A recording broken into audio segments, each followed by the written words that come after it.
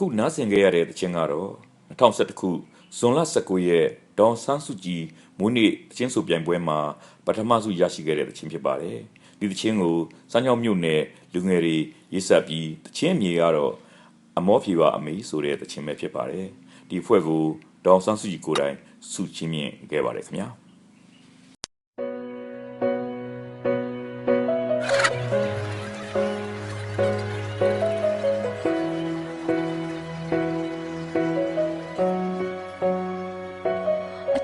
Kaga shole Yong ji da rim solo like bane Ane yele mya pase Sukin lan mi phit pase A chain I ti sha na chin se Ye ha pa jwe we wa le Na ka mya mau mai ne le be Di ba wa de la twa phyo phe ne Yo lin jet so li ya ma ba win ma le Face at cada jemapyo me Jolo nai mi kakerai Shandega mita de yane Myolin jet so de yama bawin bale Face at cada jemapyo me Jolo nai mi kakerai Shandega de sa de yane Face at la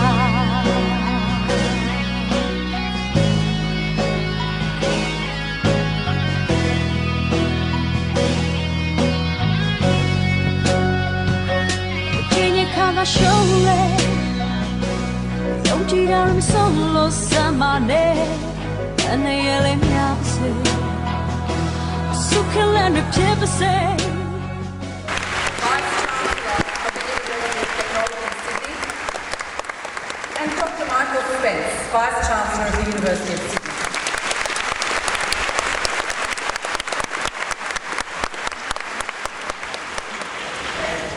And now, I'd like you to join me in welcoming Daw Aung Suu Kyi to the stage.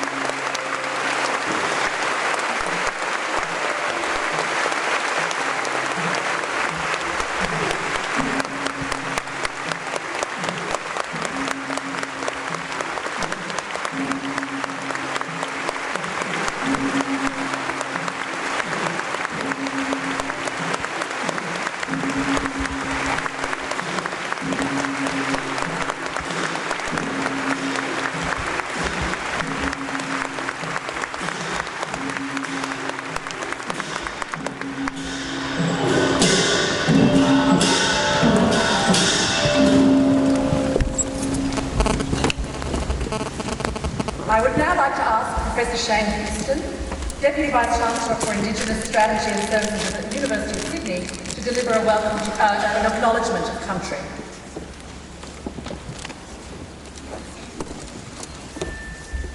Chancellors, Vice-Chancellors, honoured guests, it is my privilege to offer an acknowledgement of country this afternoon. Many people might ask the question, why in a city the size of Sydney would we bother to acknowledge the spirits of people of this land, the custodians of this land? Surely they are so far away and so long ago.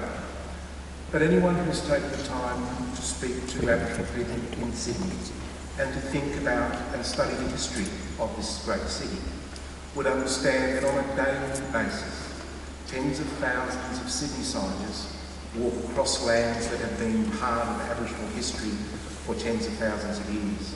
George Street, Botany Road and Redfern, the Pacific Highway, are all tracks that were made by Aboriginal people over tens of thousands of years. When the colony arrived, they simply put bitumen over the top. So next time you walk down Sydney, down to Main Street, George Street, remember that you're walking along a way that Aboriginal people have passed along for tens of thousands of years. Some might think that an acknowledgement of country is a perfunctory, rather mechanical thing, but it is not. It is deeply rooted in our culture. In our culture, when we move from our own country to somebody else's, we would always seek permission, let spirits know, let people know we were coming. Sometimes we would throw rocks. And our hosts would welcome us to country and wish us a safe journey. So on behalf of us all, we would like to offer an acknowledgement of country to the Gadigal people of the Eora Nation on whose lands we live. One of 29 clans of the Eora Nation whose country was bounded by the Hawkesbury River, the Georges River and the Nepean River. On your behalf, I seek to acknowledge their continuing presence on this land and seek their permission to enjoy a safe and prosperous journey across this great city. Thank you.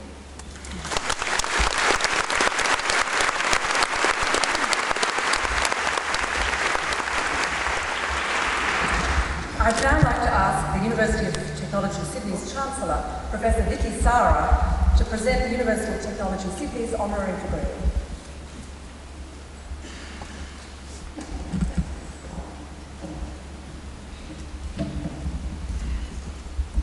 Dear friends and colleagues, and particularly members of the Burmese community, it is indeed a pleasure as Chancellor of the University of Technology Sydney to be here today to honour Daw Aung Suu Kyi. There are thousands of us gathered here in the wonderful concert hall of the Opera House, and there are many millions more around the globe watching this historical event streamed live on the internet. We are all most fortunate to be part of the global community of hope inspired by Aung San Suu Kyi, one of the world's great advocates of human rights and democratic freedom. In a very short ceremony this afternoon, before Daw Aung San Suu Kyi addresses us, UTS and the University of Sydney will bestow upon her honorary degrees from their universities. Honorary degrees are awarded to individuals whose lives and actions, whose words and deeds enshrine the highest ideals of humanity, who expand and enrich our knowledge, to change the way we act and how we perceive the world, and to inspire us, to make us think, to make us question, and to make us change. There could be no more fitting candidate for these awards than Aung San Suu Kyi.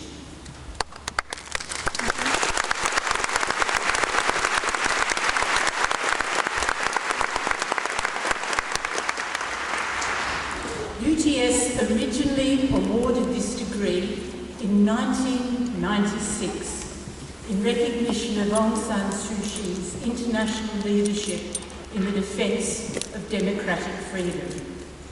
Unable to leave Burma to accept the degree, Aung San Suu Kyi wrote a statement which was read out by her late husband, Dr. Michael Aris, at a ceremony at UTS in 1997, and I would like to quote a little from that. Without education, we can achieve nothing of value. It is for this reason that good institutions which seek to expand human knowledge and to uphold high standards of scholastic endeavour represent a beacon of hope for those who are experiencing the evils of a lack of a good education. Our struggle for democracy is also the struggle to assert our right to a genuine education. Today, Aung San Suu Kyi, we have indeed come a full circle.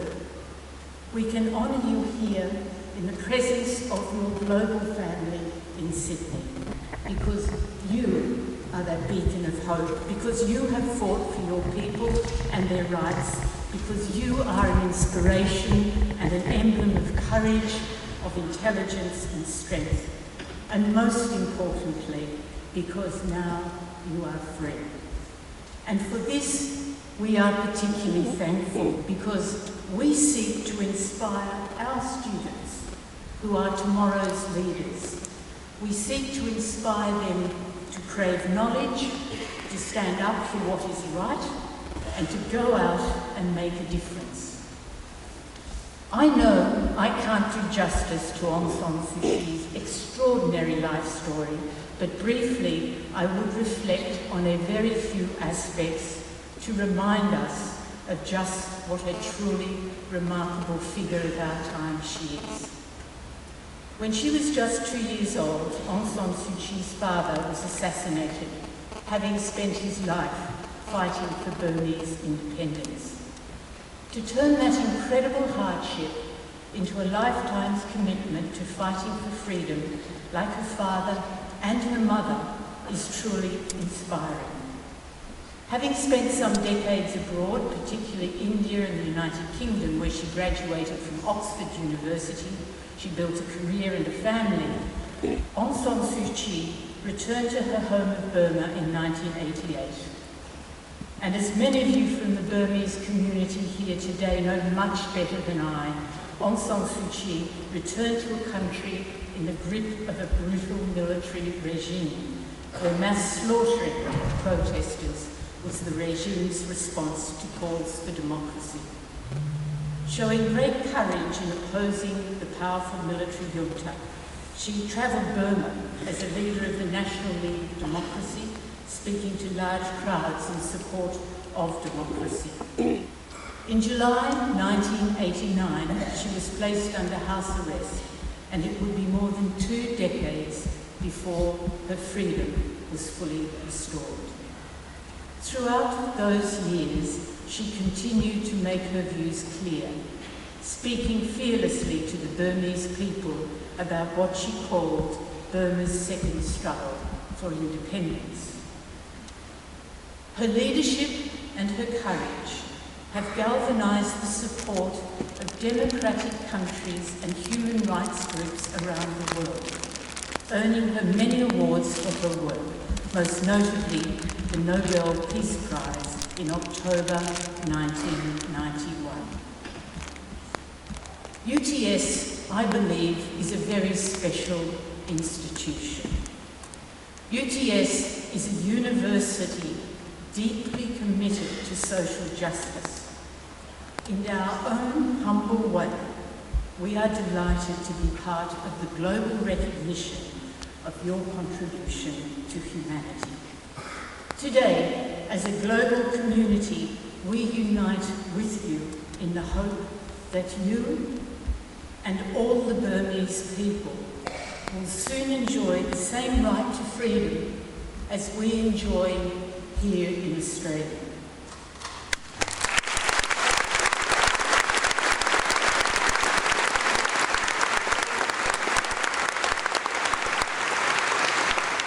For Aung San Suu Kyi, I invite you to stand and to receive the UTS Doctor of Letters Honoris Causa from the Vice-Chancellor, Professor Ross Milgrom.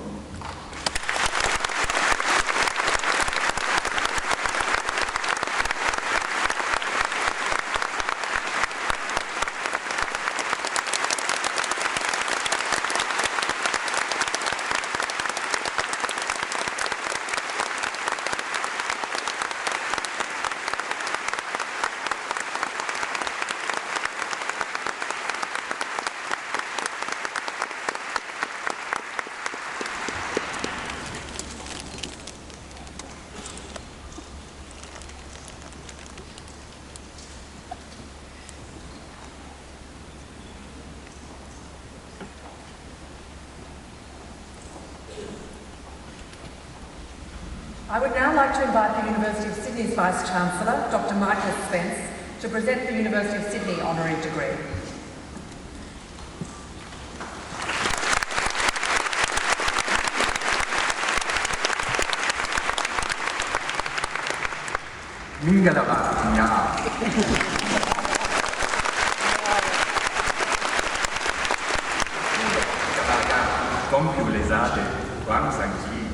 Daw Aung နဲ့မြန်မာလူမျိုးစုများတော့ဖွဲ့ရတာအထူးမများကောင်းလူပါတယ်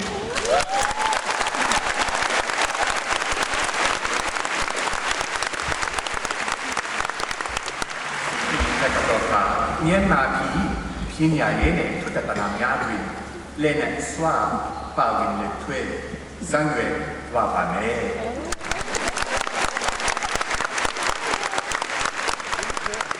When members of the Burmese community suggested that I might stumble my way through some opening words in their mother tongue, I was inspired to do so by watching a YouTube video of you, Daw Aung I watched you accept an award of the Légion d'honneur from the French government in impeccable French. But I was even more inspired by the words of a Burmese patriot that had been written underneath the video. The Burmese patriot says, "She sounds wonderful in any language." And the story of her life is an example to the people of every tongue. Well, distinguished guests, ladies and gentlemen, it's fitting that we come to this unique and magnificent place to honour the work of a remarkable woman. That we do so with UTS jointly expresses the importance of the occasion to both our universities. The last time we held a joint degree ceremony was to honour another inspirational global leader, Nelson Mandela. During her lifetime, Daw Aung Suu Kyi has dedicated herself to the struggle of the Burmese people, standing resolutely through bitter detainment for the principles of equality and of democracy. She's fought against domination. She's cherished the ideal of a society in which people live together in harmony and in equality. Today, we honour that ideal.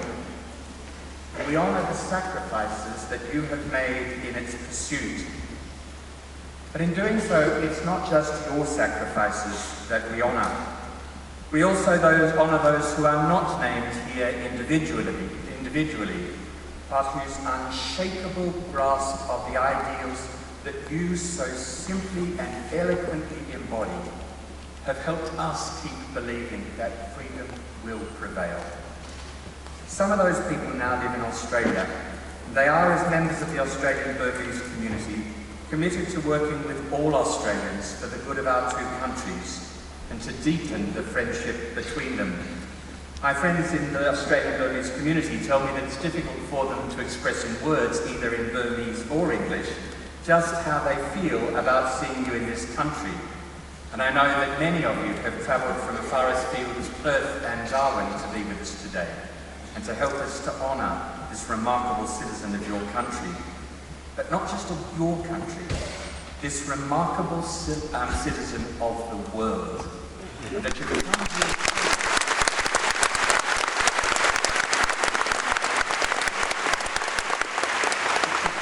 here to help us celebrate your aspirations for the land of your heritage and for the future of people who love freedom everywhere. Many of you, I know, have made your own sacrifices in supporting Daw Aung Suu Kyi's cause for a Burma that's free of tyranny, for a Burma that can finally reach its enormous potential. Daw Aung Suu Kyi, the University of Sydney is committed with you in working towards a more prosperous and happy Burma. Our Sydney Southeast Asia Centre has 220 academics working across 13 faculties and represents one of the highest concentrations of regional expertise in the world. Its work in Burma covers fields as diverse as economic and social development, environment and resources, health, heritage and the arts, and state and society.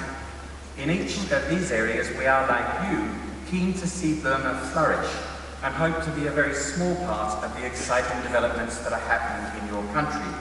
Many of our projects touch on issues central to the work of the parliamentary committees that you chair. Daw Aung Suu Kyi, the world knows the story of your father, Aung San, who negotiated Burma's independence from the British Empire in 1947, and who gave his own life for a strong and free Burma. In accepting your Nobel Prize last year, you said that you were engaged in the struggle for your father. You said you were happy for everyone to see you as your father's daughter, but that you were concerned that you may not be worthy of him. Well, there can surely be little doubt that after an exemplary life thus far, lived in the service of others and in search of the highest ideals, you've proved yourself loyal and worthy both to your father and to your people.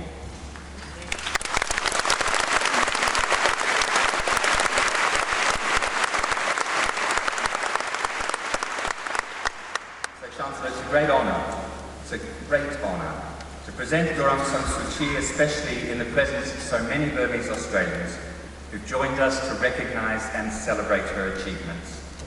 She'd made enormous sacrifices for her country, enduring separation from her husband, her children and other loved ones, and also being denied that freedom for 15 years. Despite the efforts of those who sought to curtail her influence, she's had a profound impact on events in her homeland. She continues to make a positive contribution to political processes in Burma, but most of all, for us, she is an inspiration for those who love freedom around the world. So, Chancellor, I have great pleasure in presenting Daw Aung Kyi for admission to the degree of Doctor of Laws Honoris Causa, and I invite you to confer the degree upon her.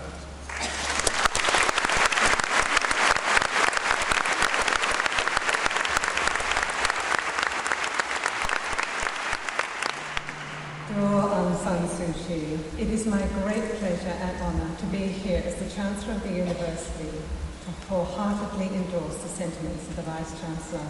I know I speak on behalf of everyone here and everyone watching on the live stream in congratulating you and celebrating your life's achievements.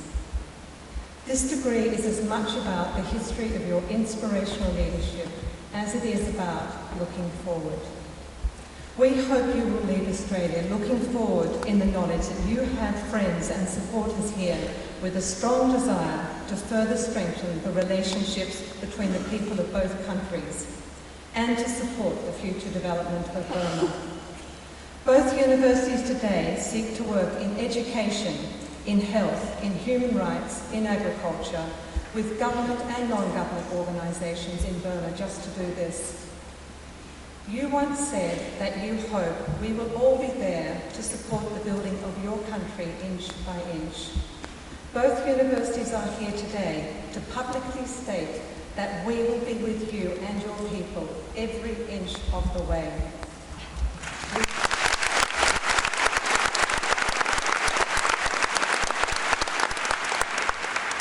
We all wish you every continuing success for your future endeavours and the endeavours of your fellow countrymen and women. And in the name of the Senate and by my authority as Chancellor, I invite you to stand to accept the degree of Doctor of Laws Honoris Causa.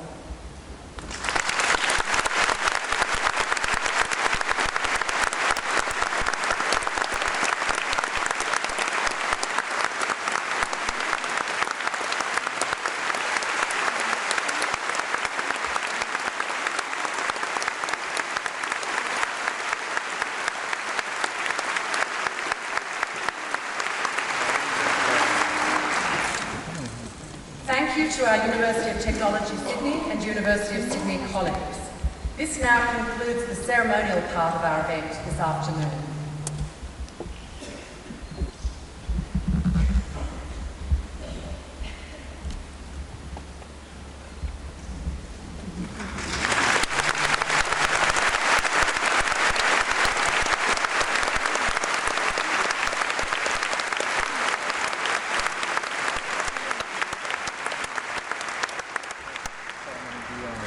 So we now move on to the next part of this event this afternoon, where we will be hearing an address from Daw Aung Kyi, and we will also have the pleasure of hearing her in conversation with journalist Hamish MacDonald.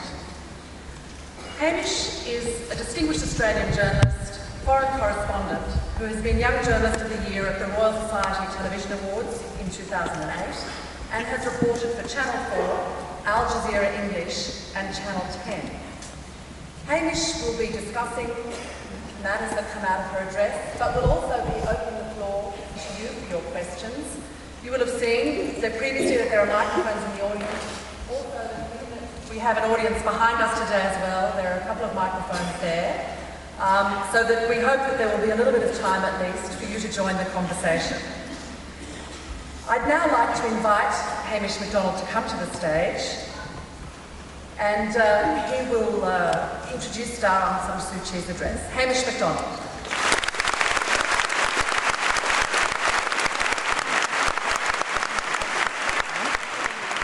And thank you very much, and thanks everyone for coming today. I'm sure I share your feelings in being very honoured to be here to witness all of this. There's not really any further introduction required, but I do need to remind you that at the end we'll have about 10 minutes for questions, and please do make them questions. We've got a short opportunity here, so put a question mark at the end. There are very few humans walking on this planet who have the moral authority of the woman that we're about to begin a conversation with. Please welcome Daw Aung Suu Kyi.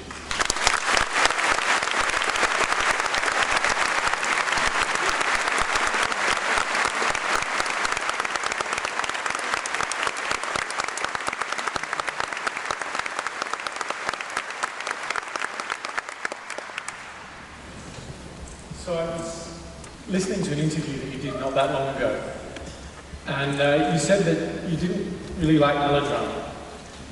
And I reflected on that, and I thought, for someone that doesn't like melodrama, you've led a pretty melodramatic life. How do you reflect on that? Well, perhaps because of that, I don't like melodrama. Besides, I find it very embarrassing. I think I'd just like to be an ordinary human being. The reality is, though, nobody in this room sees you as an ordinary human being. How do you put that in the context of your own life and your own ambition? I suppose I take life as it comes. I do have my goals, I have my ideals, and I have very, very firm principles. But I hope I'm flexible enough not to be bound by them, not to be shackled by them. But when I say I take life day to day, it doesn't mean that I don't have long-term plans, but that I accept that things will change from day to day. And that brings in perspective. We're always aware of the fact that nothing is forever. For example, as a politician, some are very much swayed by popularity, by public applause. But I think one also has to understand as a politician that this might not last forever, and that helps you to keep things in perspective. I'm interested to understand your views on leadership and power. As someone that has exercised enormous leadership without tangible formal power, how necessary is formal power? Formal power is necessary if you want to change the course of a country's history. And we have to be practical. There are things that a government can do which the opposition cannot do. But you have exercised great power and authority in your home country without being in that position.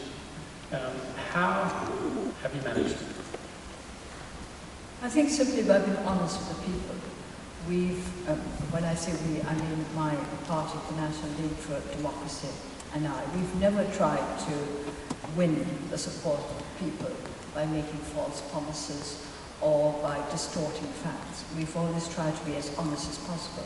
Some people think that honest politics is a contradiction in terms, but I think it's an absolute necessity. It's just the simplest way to do things in the long run. Does it surprise you that it's so much of politics has an air of dishonesty about it?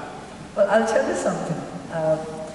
During my visits abroad, I won't mention the names of the countries, but during my visits abroad, I have been told by journalists and by others that they were surprised because I answered their questions. So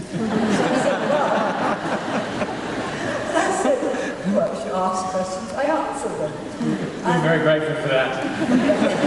But they said, no, politicians don't do that. They come with answers that they've already decided to make. And whatever the questions are, these answers are the ones you get.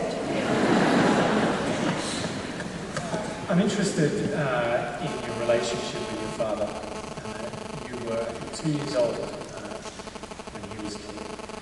But you do have a relationship with him today. His picture adorns the walls in your office. Can you describe that relationship that you as an adult have with your father? Well, I think I have to start with how it was when I was a child. I think my mother was anxious that I should not forget him. I was also his favourite child. Everybody knows that. I was always told that I was his favourite child. child, that he loved me best. And that was always a great strength to me, although I couldn't remember him at all. The conviction that I was my father's best loved child was a great source of strength for me. And the fact that I was not allowed to forget him, not in a nasty way. I think my mother just did not want me to think that I never had a father. So he was very, very alive for me throughout my growing years. And so he remains alive to this day, but now not just as my father, but as my political leader. Before we continue this delightful conversation, I know that Sue has some formal remarks that she was going to make. I'm terribly sorry. It doesn't matter. I'm quite happy not to make formal remarks. She should have pointed you in that direction. All right, you better tell me how many minutes I'm supposed to devote to these formal remarks. Absolutely as you wish. I can't do that as the audience as well.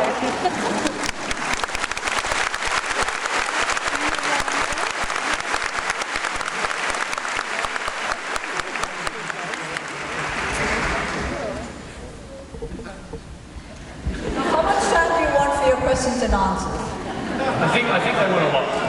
So how much time do you have left? Let's do it the democratic way. How much time do you have left?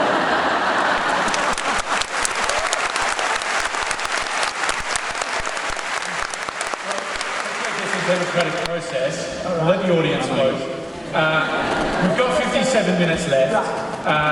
Would the audience be happy with, say, 10 minutes of formal speaking, and then we'll return to the conversation?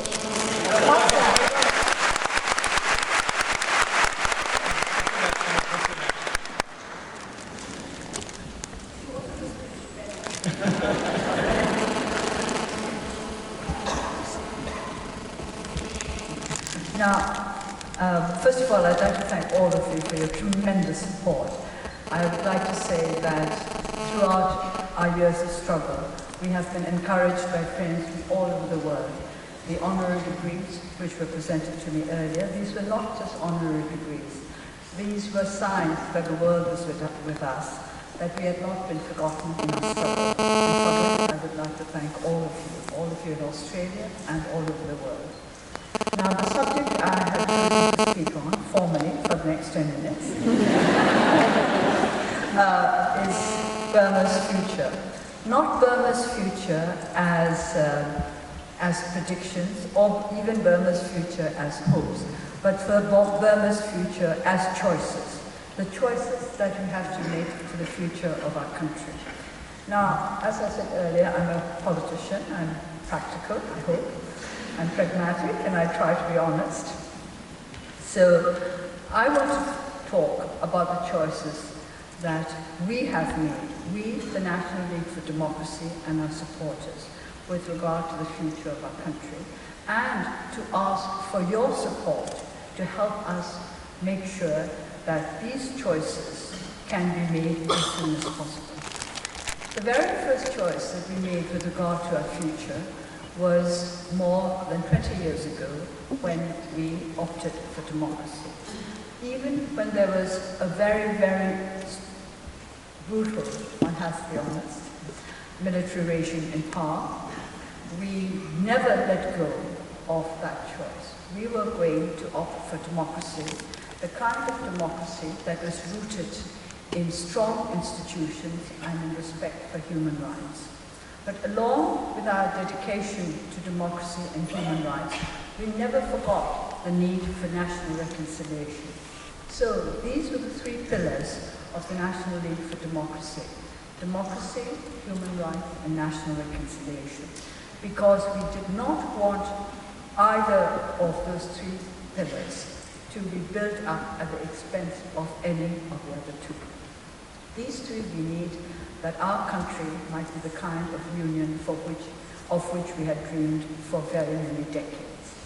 Those of our leaders who fought for independence, including my father, dreamt of such a union.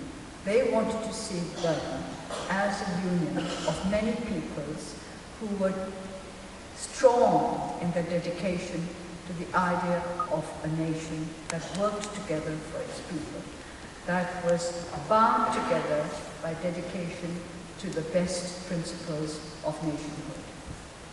We decided to follow that path. This was a choice we made. I have often said that I find it embarrassing when people talk about the sacrifices that I have made, and I always try to point out that those were not sacrifices, but choices. Throughout my life, I feel I have made the choices that I thought were best. I may have been wrong, I may have been right, but those choices were mine, and I would bear responsibility for them, and accept whatever consequences came thereby. So, those were the choices we made back in 1988. In 2012, last year, we had to make another choice.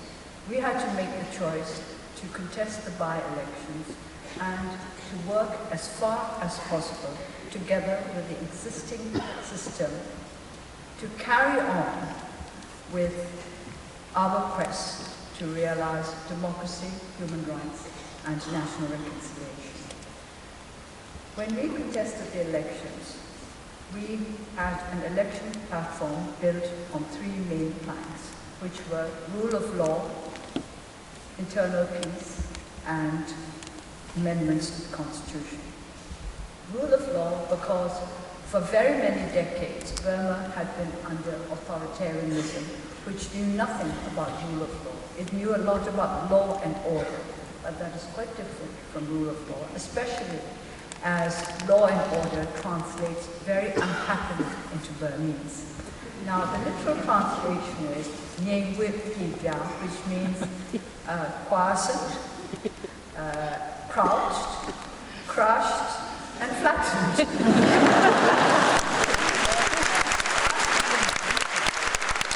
I don't want our people to be crouched and crushed and flattened.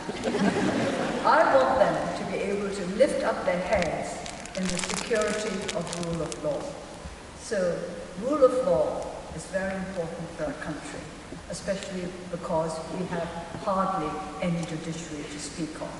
We have a judiciary which is totally limited by the Constitution, which places it under the authority of the executive. The second plank of our election platform was internal peace. That is to say, an end to ethnic conflict, internal conflict. I think that I hardly need to explain why we want peace, why we want an end to all internal conflict. That is necessary if ours is to be a truly peaceful and strong union. Then the third plank was amendments to the Constitution. Some may ask why? Because this Constitution is preventing our country from becoming a truly democratic nation. Those of you who think that Burma has successfully taken the path to reform would be mistaken. If you want to know why you're mistaken, you only have to study the Burmese Constitution, not a pleasant task, I can tell you. But if you read it carefully, you will understand why we cannot have genuine democracy under such a constitution. I usually mention just one point about it because that drives home its lack of democratic principles far more effectively than going through a number of other sections. The provision for amendments to the Constitution is, I'm told, about the most rigid to be found anywhere in the world. In order to make any major amendment, more than 75% of the members of the legislature must vote for it. That's just the first step. Now, I don't know how many of you are aware that 25% of the members of the legislature are from the military. That means that in order for the Constitution to be amended, the members of the military, I always say at least one brave soldier, but actually more than one because we don't have the full quota of 75% civilian elected representatives.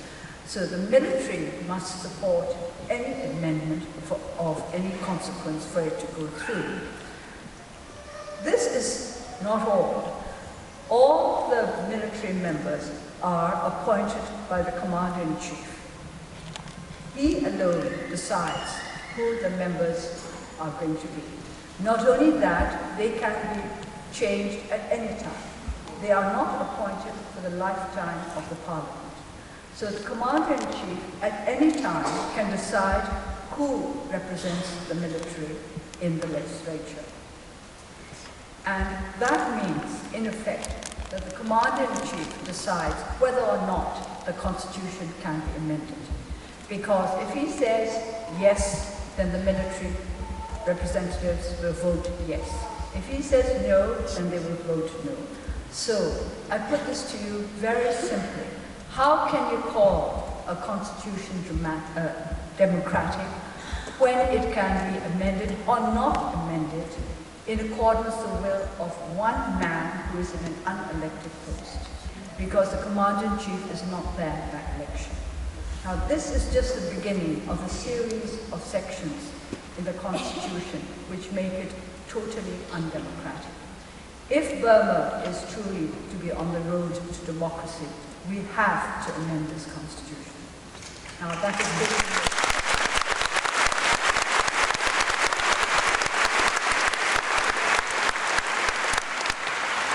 My time is almost up, so I will just conclude by saying that in recent months, my party has been conducting public meetings all over the country to acquaint our people with this issue.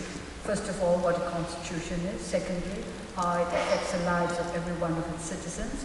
Thirdly, the history of our constitutions. We've had 3, this is the 3rd one. How this one was adopted, how this one was written up, and why it is not democratic, and why we want it amended. And we have found that the moment our people understand what is really at stake, the great majority of them, I would say that at the public meetings we find that more than 80% of them are very much in favor of constitutional amendment. Now, don't think that the remaining 20% or so are against amendment. What those people want is a total rewrite of the Constitution.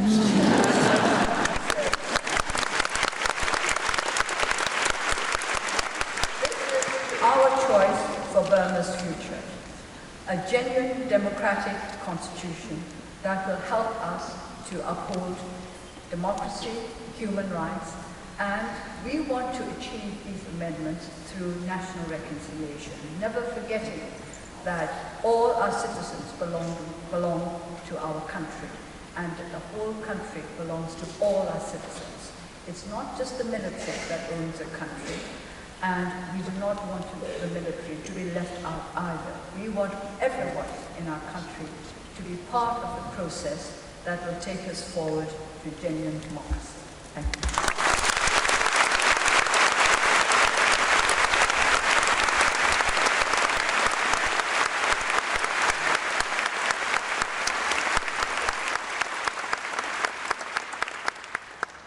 Thank you very much, Dr. Suu. Can I pick up on the point of the military? You also have, as well as this relationship with your father that Nick is discussing, a relationship with the military. And you said that you love them, they're part of your family, and you're part of their family. Can you explain that a little further? Because I suppose given what we know of what the military has done to you, it's difficult for many of us to understand. Well, first of all, the Burmese army was founded by my father back in 1941, and it was first founded as the Burma Independence Army to fight for Burma's independence. So my father is recognized as the father of the Burmese army. It's difficult for them to forget that. So I don't think it came as something particularly pleasant to them when I decided that I much prefer democracy to military dictatorship. But this is not because I do not love the army. I was brought up to love the army in the same way in which I was brought up to love my father. I always knew that my father was fond of the Burmese army. In fact, most of the photographs, existing photographs of him are of him in army uniform. So I've always thought of him as a soldier, as a member of the military. Because of that, it was difficult for me not to love the army, besides which my mother always said that all soldiers were my father's sons, and therefore my brothers. And this is how it works. Is it difficult, though, to love somebody or an organisation that sees you as a threat? Well, what is more important is that they should love me. So it's not difficult for me to love them. I hope they find it a little easier to love me. Can I ask about your views on sacrifice? Everybody here is aware of the enormous personal sacrifices that you have made. How do you explain that on a personal level? Well, as I said earlier, I don't think of them as sacrifices. These are choices I made. Because what exactly do you mean by a sacrifice? It's giving up something. But if you're giving up something for something that means more to you, then it's not really giving up, is it? It's a choice. Did you talk about that with your sons today? I talked about them a long time ago. Not with my younger son, who was a little bit younger, but I did say it to my oldest son, my eldest son, when I was about to go into politics in Burma. I did discuss this with him. And at that time he said, yes, it was a good thing to do because he thought that Burma needed politicians like me.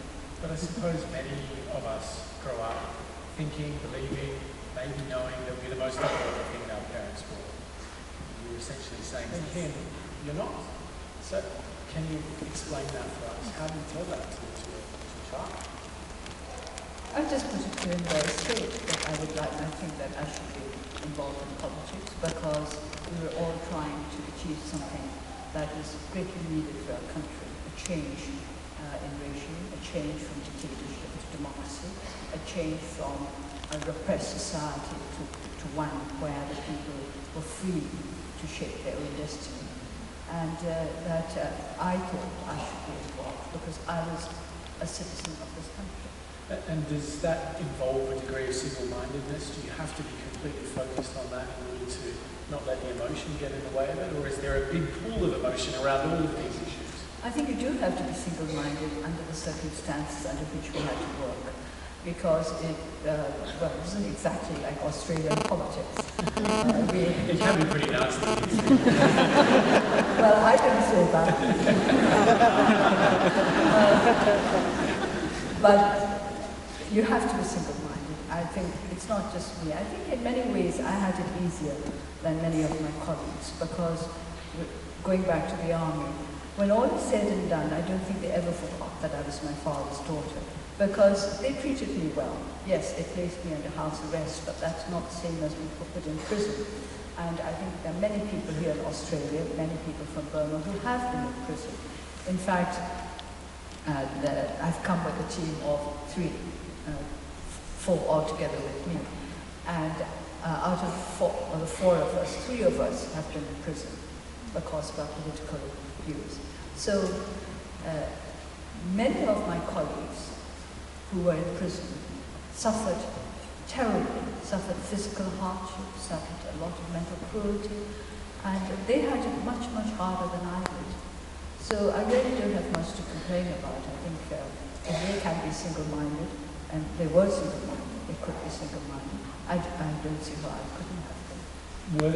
Were there moments where you thought maybe the choice or the sacrifices we might interpret it is not worth it? I miss my children so much. No, I never thought that it was not worth it. I always used to think that if only one other person remained in Burma who wanted democracy, I would remain.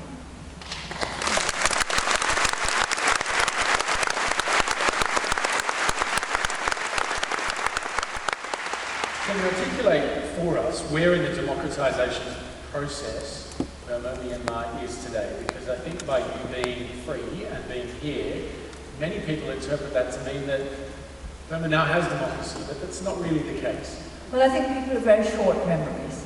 You must remember that in 2003, I think many of you will have forgotten, so I will have to remind you, that in 2003, when I was traveling in Upper Burma, in Central Burma, my motorcade was attacked by, I suppose I could only call them thugs because they were armed with staves and knives, and they attacked our motorcade. and then we were arrested. It was a rather unusual situation. Those who were attacked were arrested, and the attackers got away, I don't know where, scot-free anyway. And so after that, I and others in the motorcade were imprisoned, and there was a great international outcry. I think because of that, because of the indignation of the international community, this happened at the end of May 2003. In August, a 7-step roadmap was declared by the then military government. Now, it included such things as drafting the constitution and then having a national referendum to adopt it and then holding elections. And then the elected government would bring democracy to the country. Now, we are now at number 7.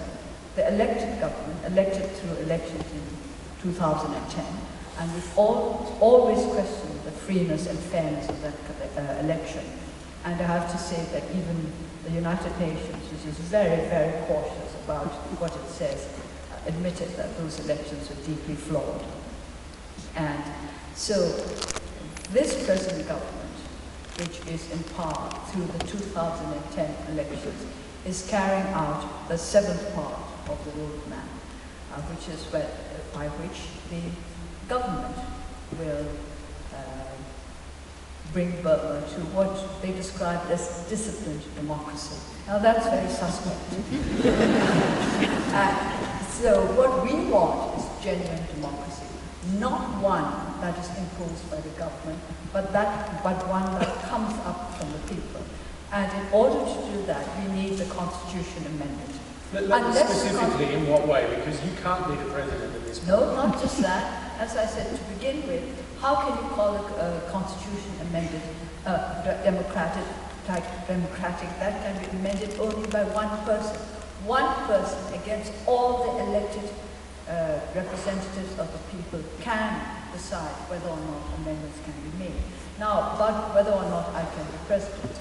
It's not whether or not I can be president, but because the Constitution was written specifically to prevent me from being president, I object to this, because no constitution should be written with one person in mind.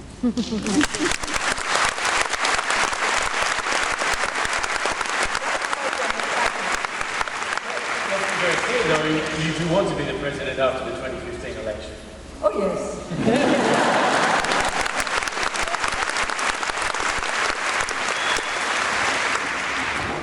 I would like to say why I want to be president. I've explained that often enough, but there's one point that I usually forget to make, but it's important. My wishing to be president is very simple. It's to say that we can do what our party will be able to implement the policies that we think are necessary for the country. But I also want to be president for the sake of all those who have really sacrificed everything, including their lives, for democracy in Burma.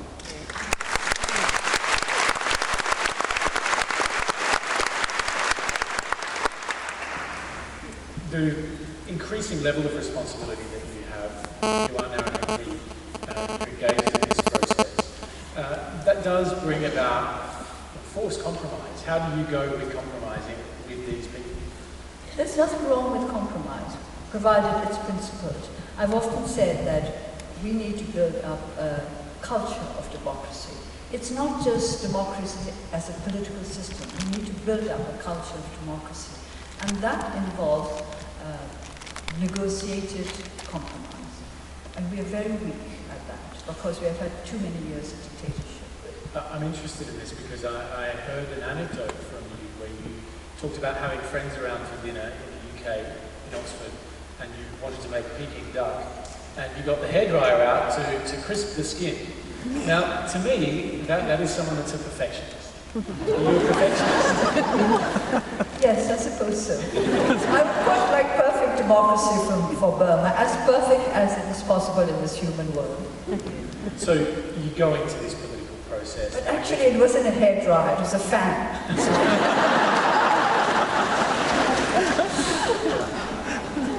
Are you already having to make compromises, though? I know you're saying that you can do them in a principled way, but are you having to make those compromises? They've always made compromises. I think that's what democracy is all about.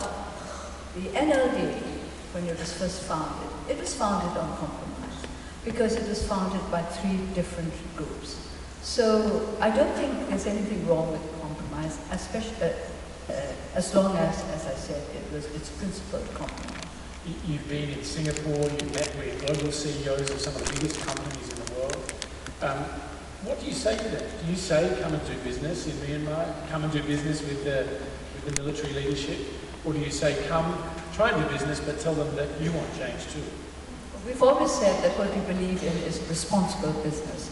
Now, I was discussing this with the Burmese community earlier, and they talked about the fact there was a question in which it said that everybody's talking about transparency in Burma these days, and is there really real transparency? And I explained that transparency and accountability were first used by our party at the NLD back in the days when it was highly unpopular and almost considered high treason to talk about good governance. But we talked about transparency and accountability, and we started talking about responsible investment very early on. In 2010, after the new government came into power, I think the emphasis was on investment. And there were no conditions that we were aware of attached to it. Whereas we always said responsible investment, which would be as much for the benefit of our people as for those who are investing. Of course, we accept that investors come to invest because they hope to profit from the situation, but we want to make sure that our people benefit as well. But how honest are you being with these CEOs? You must know about how rife corruption is. You tell them. They should know. If they don't know that Burma is corrupt, they have no right trying to invest in it.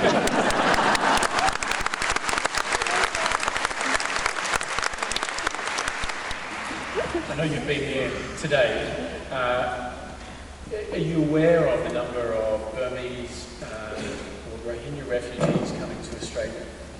Yes, I know this is a big global issue these days, and it's a difficult one for us. I would like to echo what Bill Clinton said, the retired President of the United States, when he was in Burma recently, that the world has so much goodwill towards our country, but they were sickened by the resolution of differences through violence. I feel that he's very right. What we want is a society where differences can be settled without violence. My party is totally dedicated to non-violence. Violence has been committed against us again and again, repeatedly, not over a year, not over 2, but over nearly 30 years. But we never retaliated with violence. So I'm unhappy that there should be those in my country who believe that differences can be settled only through violence. But you know only too well the impact of violence on people's lives. Some people have chosen to try to come to Australia. Do you think we have an obligation to accept those people, to offer them a new home? That is your policy, but what I would like to say is that the government of my country has an obligation to protect everybody in it, that they must make sure that there is rule of law that will give everybody security. We cannot have peace without security. I have said repeatedly that unless our people all feel secure, you can't expect them to sit down and sort out their differences. People who are afraid of being killed, or people who are afraid of their property being attacked, are not going to sit down and talk sensibly to one another. And I do not think that the government has been responsible enough in establishing rule of law. I think you're referring to the situation in relation to the Rohingyas particularly. All over the country, I think there's a tremendous lack of rule of law. We do not have an independent judiciary. It is very much under the executive in accordance with the provisions of the Constitution. And we do not have the kind of independence among the different departments and at the local level, and independence and transparency and accountability. We do not have these, and without that we can't have rule of law. And without rule of law, we cannot expect our people to settle their differences peacefully and sensibly. There are those in recent months that have expressed criticism towards you and have expressed disappointment that you have not been more vocal in relation to the Rohingyas, in defending them. I have always defended those whose human rights have been attacked. But what people want is not defense but condemnation. Particularly, they're saying, why am I not condemning this group, or why am I not condemning that group? And it also applies to the military. Why am I not condemning the military?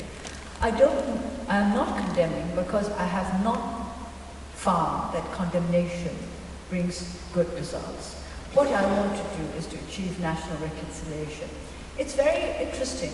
In those days, back from 1988 until a year or two ago, when the military regime was very, very severe, and when we talked about national reconciliation, everybody agreed because they thought it was not achievable. But now, when you talk about national reconciliation in very, very simple, practical terms of trying to work out our differences instead of condemning one another, then people don't like it. So there's an inconsistency. When they thought national reconciliation was just a pipe dream, they were ready to support it. But now many who supported national reconciliation as a goal do not seem to be very keen on practicing national reconciliation, which means, as I said, trying to sort out our differences without resorting to condemnation or violence. Do you think that reconciliation requires offering the Rohingyas citizenship as Rohingyas? Reconciliation requires talking to both communities, finding out what their fears are. I believe that hate and fear are linked. They are opposite sides of the same coin. And as long as there's hate and fear, there cannot be reconciliation. There cannot be a sorting out of the differences without violence. Violence comes out of hate and fear.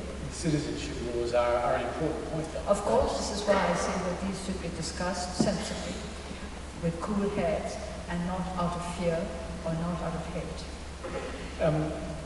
In relation to Australia, there is this young child, Farouz, a boy that was born a short time ago. He was separated from his mother a few days after his birth, and the family, we understand, may be sent to Nauru or to Papua New Guinea, countries that we have agreements with for accepting asylum seekers. Do you think that that's appropriate for Australia to send this child away when he's ill, when the family has come and tried to seek asylum here? Do you have a rule of law in Australia?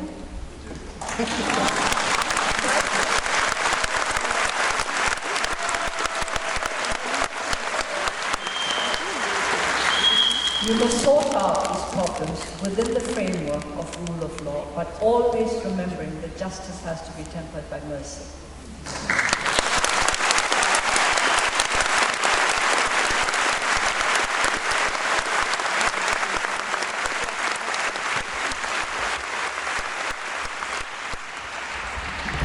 In a moment, we'll take some questions from the audience. So if you do have a question, please move to one of the 6 microphones around the auditorium.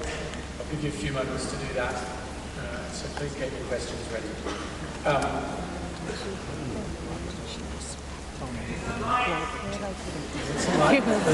The lights will come up in a moment.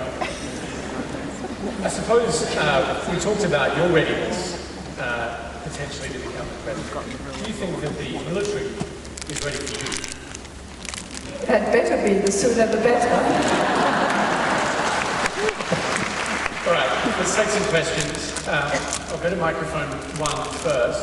I'll take 3 questions. Please keep them brief so that we can get through them. Constructive engagement and what role they play towards the liberalisation that we're seeing now in Burma. Well, let me just concentrate on sanctions, because I supported sanctions. I didn't get them instituted because I didn't lobby for sanctions, but once sanctions were in place, I supported sanctions. And I do believe sanctions have had a role to play in the democratization process as it is. Now, I say this because I'm sure many of you are aware of the fact that dictators end up always believing their own propaganda. And in Burma, for a long time, the economy had been in a terrible situation.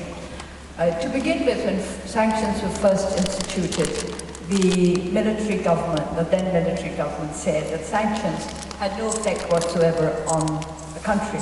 In fact, I think there was a television program. Every day they had some popular singer singing about how useless sanctions were. But after some time, when the economy started getting from bad to worse, they started saying that it was because of sanctions. Now, if I remember correctly, the IMF wrote about several reports to the effect that sanctions had not really affected the economy much. It was because of mismanagement that it was in such a mess.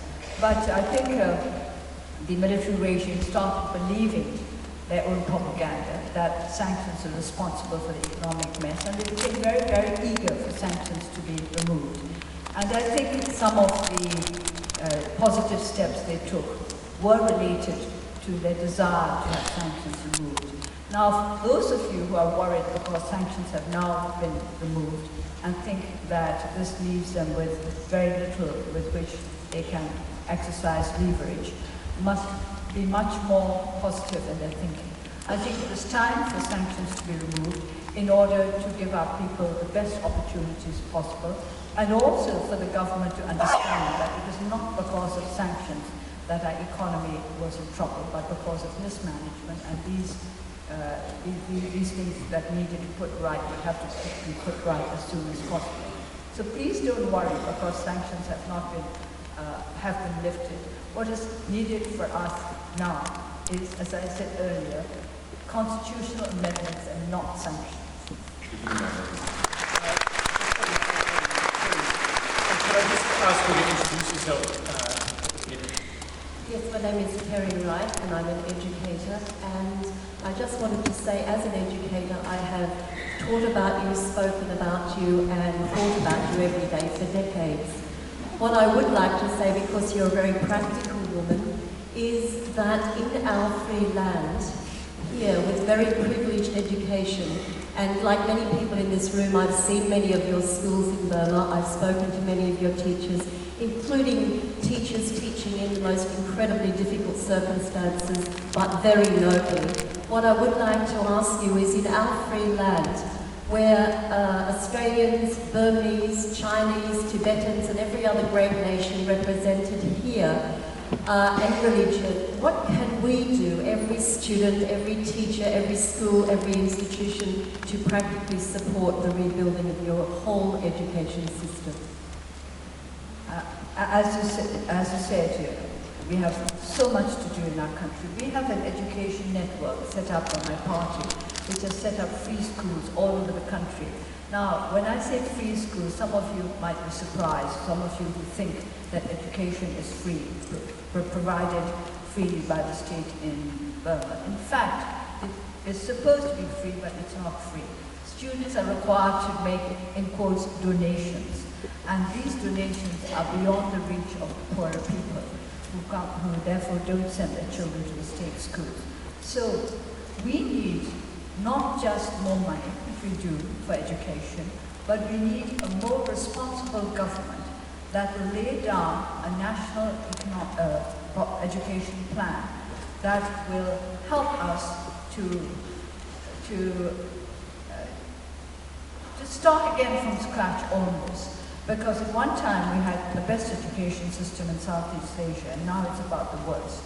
The legislature is working on a national education scheme, and I'm the chair of the committee that is drafting the higher education law. But legislation is not enough. We need the executive also to work hard at improving education in Burma. And what you can do as Australian teachers, Australian students, is to get as much in contact with our education networks as possible and to help in every way you can until the government-to-government relationship is established on a truly democratic basis.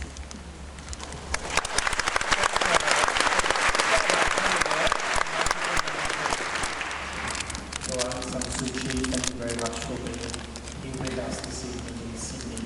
My name is Daw And my question for you is, do you expect the elections in your country in 2015 to be free and fair? And what can the international community do to ensure that they are as free and fair as is humanly possible? Well, there are two parts to it, free and fair. Now, free in the sense that voting is free on the day of polling itself. I think that we can depend on more than 90%. But fair, we cannot have fair elections until the Constitution is amended, because the Constitution does not provide for a level playing ground. I don't want to go into the details, but in that section, which was written up with me in mind, it's very flattering actually. I must be the only person in the world for whom a constitution is written. That section effectively rules out any woman, not just me, from becoming president, because it requires the candidate to have military experience. We do not have women in the Burmese army at the moment, though I understand that they're now going to start taking women into the Defense Service Academy. So to begin with, a woman can't become a president. And then of course, I'm doubly debarred because of my sons who are not Burmese citizens.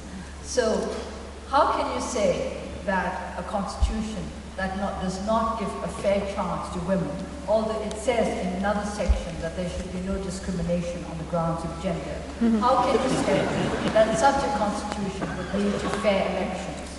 And then also the election commission, as appointed under the terms of the Constitution, is totally in the hands of the executive. It is the president who appoints the chairman of the commission, and I suppose he selects the other members as well, since he's already selected the chairman.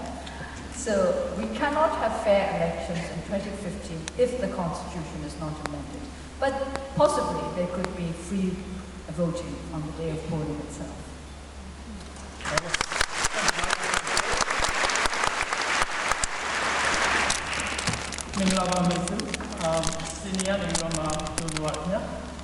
My name is Osman Ma, and I'm from Burmese Muslim community here in Australia. And apparently my question will be around the recent religious tension in Burma, particularly the religious violence against Muslim minority group in Burma. Do you think these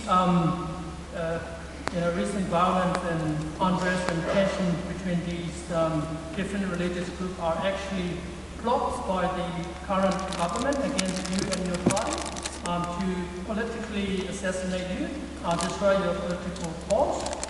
If you think so, what you and your party are doing to defuse the situation? And when you talk about national reconciliation, does it also cover reconciliation between different religious groups? Because I think at the moment there are some fear against each other and mistrust against each other between the different religious groups. And what do you think countries like Australia can do to help calm the situation? So sorry to ask too many questions. Well, Burma is not yet, as I said earlier, a country where transparency is overwhelming.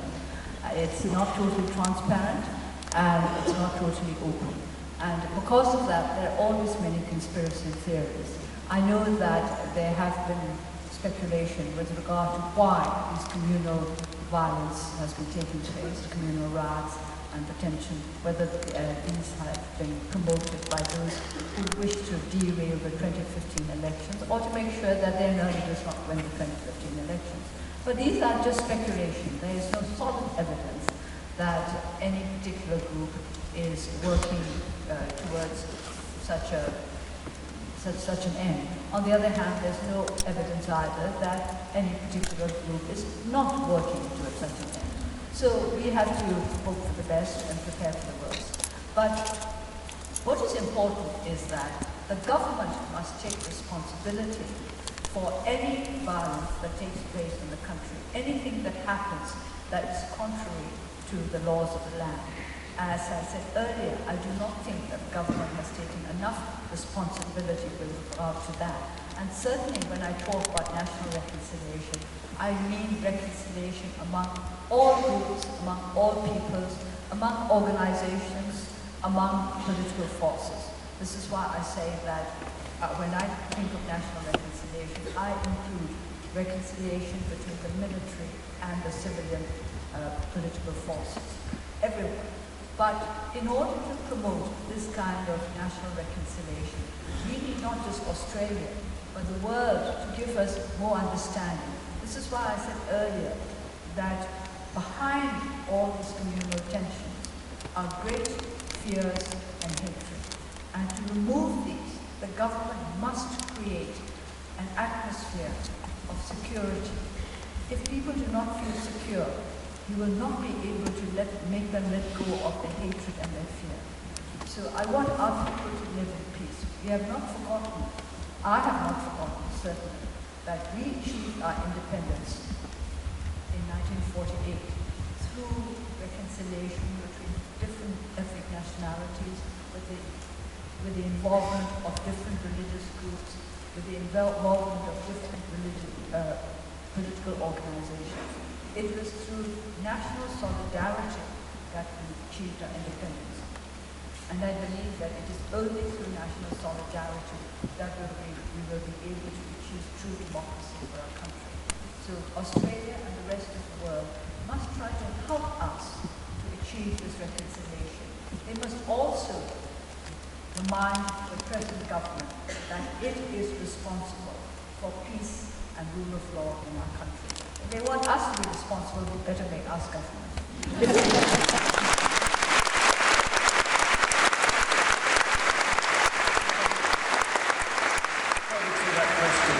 Human Rights Watch described that violence as ethnic cleansing. Do you accept that analysis of it? No, I think that these kind of expressions do not help because it does intensify fears and hatred. Yes, there has been violence and there is continuing violence and there is great anxiety in our country that these outbreaks of communal tension and strife should come to an end. But when you use terms like ethnic cleansing, which I think is a little extreme, it just plays into the hands of extremists. There are extremists on both sides. They're very few. It's usually the minority. We only have very few extremists, but they can exercise great power over those who are fighting. Let's turn around. There's a microphone 5 over here. Susan Bennett, University of Sydney. Thank you, Daw Aung Suu Kyi. I'd like to return to the question of women. As you know, you are the best known of a number of remarkable women leaders from Burma. Dr. Cynthia Mao, Chan Tung, and what we understand, at least in the Western world, is that you come from a male-dominated society, and yet we see this amazing number of women leaders. And I'm wondering if there's a reason that Burma has produced this wealth of women leaders, despite the fact that it's a male-dominated society. Well, the fact that it's a male-dominated society doesn't mean that our men are stronger than the women.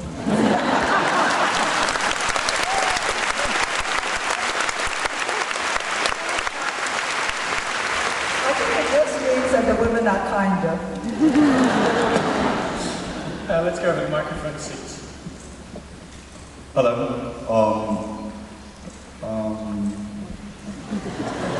Sorry, I forgot. Do you want a minute to think? In Burma, it's time to think. in Burma, we have a conflict between Buddhist majority, 96%, and Muslim minorities, 4%. So they got a continuing conflict, and in previous interview, you said that there are fears on both sides, and there are the lack of rule of laws, and the government is responsible and they need to implement it, but that's one side. And your mother Sue, and you are the only hope and inspiration for all our Burmese people, and may I ask that have you been implementing, or do you have any plan to promote peaceful coexistence of all people inside Burma, regardless of race or religions. Thank you very much. Well, we have been privileged over the last 30 years because, as I said, we started out with 3 pillars: democracy, human rights, and national reconciliation. If all these 3 could be constructed strongly, then we would have peace and harmony in our land, because human rights would be respected, everybody would enjoy their democratic rights, and there would be understanding between different communities and between different races. And now at the moment, as the chair of the Committee for Rule of Law, I'm trying my best to build a harmonious society through rule of law. And while I'm about it, could I say that we're trying to establish rule of law centers all over the country, and that will require a lot of help in services as well as in funding. So anybody who would like to help with the establishment of rule of law in Burma, please get in touch with my committee through the legislature. Thank you. Thank you.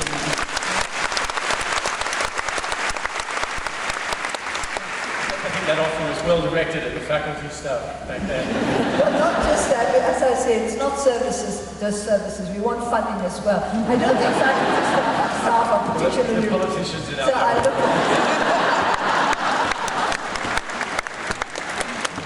at let's return to microphone. Very much. My name is David Hu. I'm a Chinese Australian who came to Australia when I was 14 years old. And I'm inspired by your story of your choices that you have made based on the strength and community that you have. My question is, what kind of words, or what would you say to a young girl who's unborn at the moment, and also to people of your country, to inspire them with the same level of humility and strength that you have inspired the rest of the world to reconciliate? Because clearly this is an issue that's came up so many times within this forum, and also many people have the same question as well.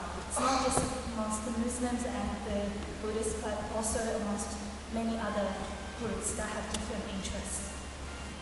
Well, this morning, when I was meeting the Burmese community, there was a welcome to country performance of song and dance, and I was presented with a little carving, I think of a crocodile, if I'm not mistaken. And I was told that this was to wish me peace and love. And I thought, well, this is all we need really in this world, peace and love. If this is to be a world where we can be safe and happy. And so what would I say to your unborn child, if it's a girl, or if it's a boy, that peace and love is something towards which every human being should work. If we all put peace and love as at the top of our list of choices, then I think we would all be very much happier. This world would be much happier.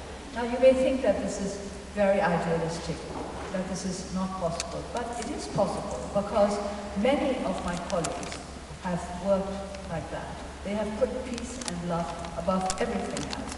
Not love for themselves and their families. Now, love has to be a lot wider than that. And love has to be expressed in action. There are many people who say that they love somebody or some bodies or some country, but actually their actions do not reflect their words. So you must teach your little girl. Is this your little girl you're talking about?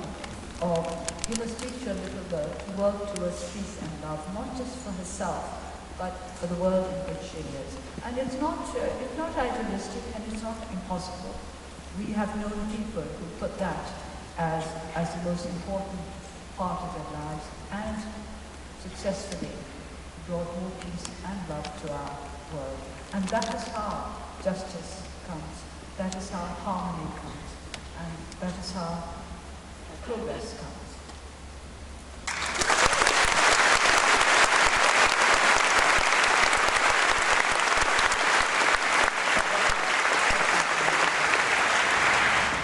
Hello.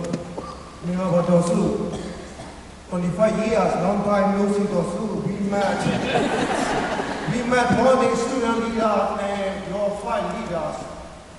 Hojo, General Udiu, Huyanai, you, and Daw Aung. And one of them, Europa, Huyanai to us. Tado, look at that. Look at that. Tado, share and look at that. Or look at what we, Tado, you got the rest of you. Not from Tado to Tola Dear, my adorable political adopted mother, and dear our giant leader, Daw Suu. I would like to say first thing, I have 3 things to propose and ask the question. Before I go further, could I beg you to ask the question, because you've got 2 minutes before we finish. Yes, I understand that because we haven't met for 25 years. So that's the question. I'm trying to cut it short. So I would like to say thank you for your scholarship support from Burma. I am from Rangoon Institute of Technology. So I left Burma to Singapore engineering. I completed my degree in Australia at Monash University in Bachelor of Electrical Engineering and Computer Engineering for your support. Without support, I couldn't buy a transport, so I couldn't buy a visa. By the way, I go to the point. I have 3 questions to raise. Daw Suu. First thing, I would like to raise about the health system in Burma. My parents, 2 of my parents, they passed away by malaria disease. They live in Rangoon. My family impact the way I involved in politics. My father was brand manager to put the China-Burma border for the malaria. But one of my parents passed away by malaria disease. My question is, what kind of health system? We also get a bit of experimental by Thai medicine, quinine, something like that in Burma at the border as well. What kind of health system we need to implement? What kind of Let's just leave it at the one question. So the health system for what's required. All right. Well, first of all, let me tell you that Abu Uting, who is at 87, is hale and hearty, and he saw me off at the airport. Now, and secondly, about the health system. Of course, the whole thing needs to be reformed. We need a lot more funding for health. We do not have enough, not enough of the budget is devoted to health and education. At the moment, we as the NLD have a health network, and we go out to the people and give them the kind of help that they need as far as possible. But the whole system needs to be reformed. Again, as I must remind you, we're not yet government. Let's very brief questions. Some universals. What do you think is the greatest challenge facing the world today? Greed.